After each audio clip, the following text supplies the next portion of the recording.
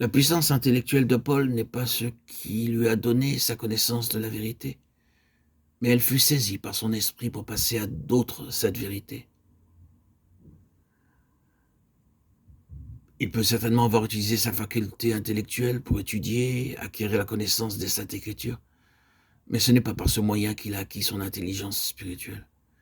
Il lui a fallu avoir cette chose de plus sans laquelle la connaissance de sa Bible, l'Ancien Testament, ne l'avait pas empêché de suivre une fausse route. L'esprit de l'homme est ce par quoi il pénètre dans ce qui est éternel et invisible. L'intuition est donc l'organe mental de l'esprit. C'est dans ce sens-là, c'est-à-dire à cause de cette mort de l'esprit en ce qui concerne son union avec Dieu, et cette association avec la religion sous ses formes diverses d'expression, selon l'intelligence humaine que Dieu dit « Mes pensées ne sont pas vos pensées, vos voix ne sont pas mes voix » Ésaïe 55:8. Et à mesure de la différence est celle qui sépare les cieux de la terre, ce qui est céleste d'avec ce qui est terrestre. L'une des grandes leçons que nous avons à apprendre et que Dieu prend la peine de nous enseigner, c'est que les buts divins demandent des moyens spirituels. Le brisement de la vie naturelle, de sa propre pensée, de ses énergies en ce qui concerne les choses de Dieu, ce brisement qui se fait dans l'amertume du désappointement à travers la vanité, les échecs, l'inefficacité, les impasses pour arriver à un réel fruit spirituel, c'est l'œuvre de toute une vie. Et la vérité que nous venons de rappeler, l'explication est la clé de toute la question.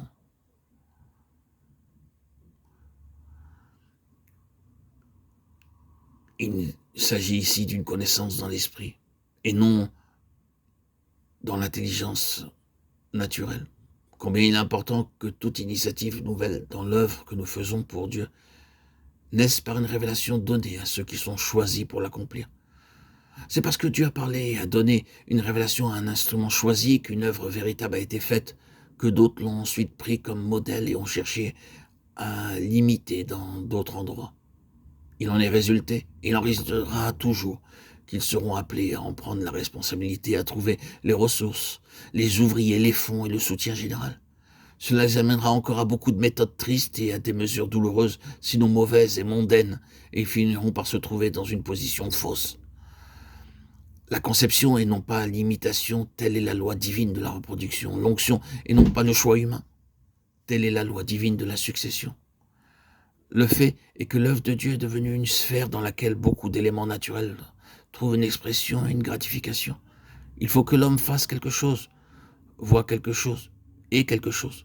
L'ambition, l'acquisition, l'action ont trouvé leur voie dans l'entreprise chrétienne et c'est ainsi que trop souvent, soyons tout à fait francs, l'œuvre devient notre œuvre, notre mission, notre champ, notre clientèle.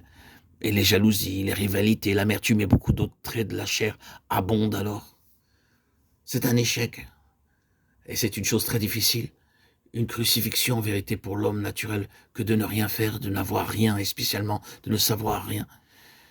Mais à l'égard de ces instruments dont il s'est servi le plus, Dieu a fait de tout cela la part très réelle de leur éducation et de leur préparation.